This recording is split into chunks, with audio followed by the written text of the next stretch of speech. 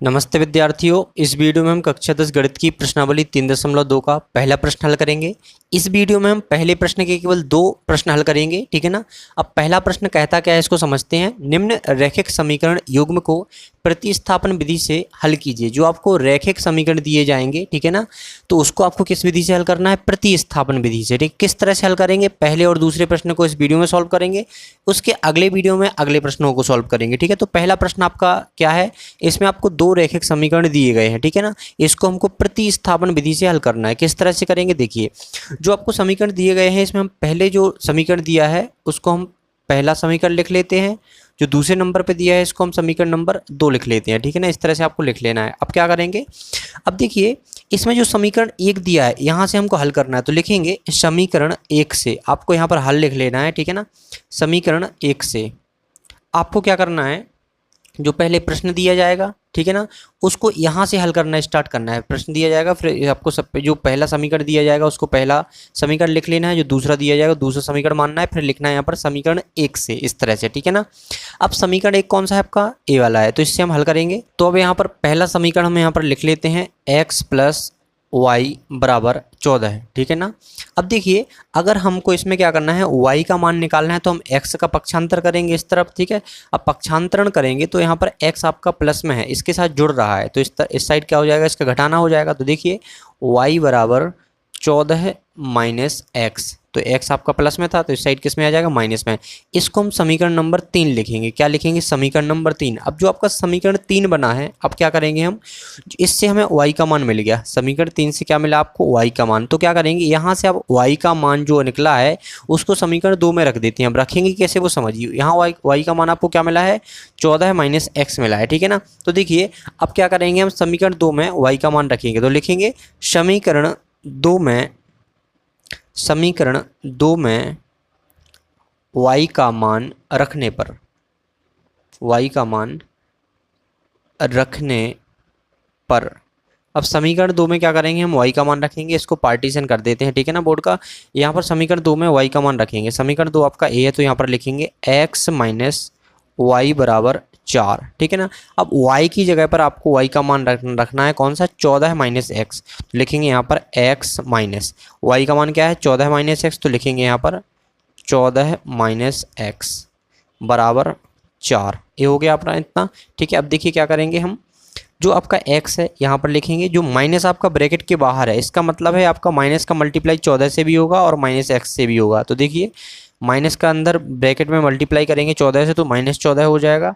यहाँ पर माइनस का मल्टीप्लाई माइनस से होगा तो प्लस हो जाएगा और x रहेगा, ठीक है ना। माइनस का x किसका बन जाएगा? प्लस का बन जाएगा, बराबर 4। इस तरह से अगर ब्रैकेट के बाहर आपका माइनस हो तो अंदर क्या होता है? ब्रैकेट के अंदर मल्टीप्लाई हो जाता है माइनस का, ठीक है ना। मतलब चिन्ह बदल जाते हैं। जो प्लस के होते हैं वो माइनस का हो जाता है, जो माइनस का होता है वो प्लस का हो जाता है। तो यहाँ पर क्या आया आपका? x - 14 + x = 4। अब देखिए, आप जो x है, ये वाला x दोनों क्या है? प्लस में है, तो ये क्या होगा? जुड़ जाएंगे। अगर ऐसा नहीं करना चाहे, लिखना चाहते हैं तो लिख भी सकते हैं। कैसे? x + x ऐसे लिख सकते हैं। इस वाले x को आप इसके पास ले जाइए, ठीक है। बचा -14, तो यहाँ पर लिखेंगे -14 = 4, ठीक है। अब देखिए, जो आपके x कितने हो जाएंगे? 2x हो जाएंगे, जुड़ जाएंगे। -14 = 4। अब जो 14 है ना आपका, इसको करेंगे हम पक्षांतर, तो माइनस में तो प्लस में हो जाएगा, तो लिखेंगे 2x = 4 + 14, तो यहाँ पर कितना आ जाएगा? 2x = यहाँ 18 आ जाएगा। 4 + 14 18 होता है, तो 18 आ जाएगा। अब क्या करेंगे हम? 2x लिखा है, अगर हमें x का मान निकालना है तो 2 को हमें पक्षांतर करना पड़ेगा। यहाँ पर 2 आपका गुणा में है और पक्षांतर करेंगे तो भाग में पहुँच जाएगा। तो यहाँ पर देखिए 18/2, तो x बराबर कितना आ जाएगा? 9। आपको प्रतिस्थापन विधि से 2 ही मान निकालने हैं, एक x का एक y का, जो इसमें दिए गए हैं, ठीक है ना। अब देखिए क्या करेंगे हम? जो चर पद होते हैं उनके मान निकालने पड़ते हैं। यहाँ पर चर पद x और y है, तो x का मान निकाल लिया, अब y का निकालना है। तो क्या करेंगे हम? जो आपका x का मान आया वो समीकरण 3 में रख दीजिए, तो आपका यहाँ से y का मान मिल जाएगा। तो यहाँ पर लिखेंगे x का मान समीकरण 3 में रखने पर, x का मान समीकरण 3 में रखने पर, ठीक है ना। अब देखिए, समीकरण 3 क्या है आपका? y = 14 - x, तो यहाँ लिखेंगे y = 14 - x, ठीक है ना। अब x का मान तो 9 है, तो लिखेंगे y = 14 माइनस, तो यहाँ लिखेंगे 9, ठीक है ना। तो y बराबर कितना निकलेगा आपका, y बराबर निकलेगा यहाँ पर 5। तो इस तरह से आपने क्या क्या निकाला है, x का मान भी निकाल लिया, y का मान निकाल लिया। तो इस तरह से आपको प्रतिस्थापन विधि से, एक कौन सी विधि है आपकी, प्रतिस्थापन विधि, जिसमें आप जो चर दिए जाएंगे उनका मान निकाल सकते हैं। जैसे यहाँ पर चर आपका x था y, तो x का मान आपका कितना आया, 9 आया, y का मान आया आपका 5, ठीक है ना। तो इस तरह से आपको निकाल लेना है। अब ये हमने पहला प्रश्न हल कर लिया है, ठीक है ना। अब इसी पहले प्रश्न का अब हम दूसरा प्रश्न हल करते हैं। तो इसके दूसरे प्रश्न में भी आपको दो रैखिक समीकरण देखने को मिलेंगे। पहला है आपका s माइनस टी बराबर 3, दूसरा है s बटे 3 प्लस t बटे 2 बराबर 6, ठीक है ना। तो जो पहला रैखिक समीकरण दिया गया है, जब हल करेंगे तो इसको पहला हम मान लेंगे समीकरण, ठीक है ना। ये आपका दूसरा समीकरण हो जाएगा, ठीक है ना। अब क्या करना है, जो पहला समीकरण है ना, इसको लेते हैं हम। तो लिखेंगे यहाँ पर समीकरण 1 से, समीकरण 1 से। जब आपको प्रश्न पत्र में दिया जाएगा या परीक्षा में प्रश्न पूछा जाएगा, तो ये प्रश्न दिएगा आपको, फिर आपको हल करके लिखना है यहाँ पर हल, फिर यहाँ से शुरुआत करनी है आपको, ठीक है। पहले जो समीकरण दिया जाएगा उसको 1 मान लेना है, जो दूसरा होगा उसको 2 मान लेना है, फिर समीकरण 1 से। अब समीकरण 1 से किस तरह से हल करेंगे वो आप समझिए। तो यहाँ लिखेंगे हम s माइनस टी बराबर 3, ये आपका समीकरण नंबर 1 है, ठीक है। इसमें हम सबसे पहले s का मान निकाल लेते हैं। जब s का मान निकालेंगे आप, तो t का पक्षांतर हो जाएगा, t यहाँ पर माइनस में, तो इस साइड हो जाएगा प्लस में, ठीक है ना। तो हाँ, यहाँ हो जाएगा s बराबर 3 प्लस t, इस तरह से हो जाएगा। जो आपका समीकरण 1 से हल निकला है, s का मान निकला है, इसको हम समीकरण 3 लिखेंगे। क्या लिखेंगे, 3। अब क्या करेंगे, जो s का मान निकला है समीकरण 3 में, उसका मान हम कहाँ पर रखेंगे, समीकरण 2 में रखेंगे। s की जगह पे s का मान रख देंगे समीकरण 2 में। तो देखिए लिखेंगे, यहाँ पर लिखेंगे s का मान, s का मान समीकरण, s का मान समीकरण 2 में रखने पर, s का मान कहाँ रखेंगे, समीकरण 2 में। समीकरण 2 क्या है आपका, s बटे 3 प्लस t बटे 2 बराबर 6, ठीक है ना। अब s का मान कितना है, 3 प्लस t है, तो s की जगह पर रख देंगे हम। तो यहाँ पर लिखेंगे हम 3 प्लस टी, ठीक है ना। बटे में क्या है आपका 3 है, 3 लिखेंगे, प्लस t बटे 2 बराबर 6, ठीक है ना।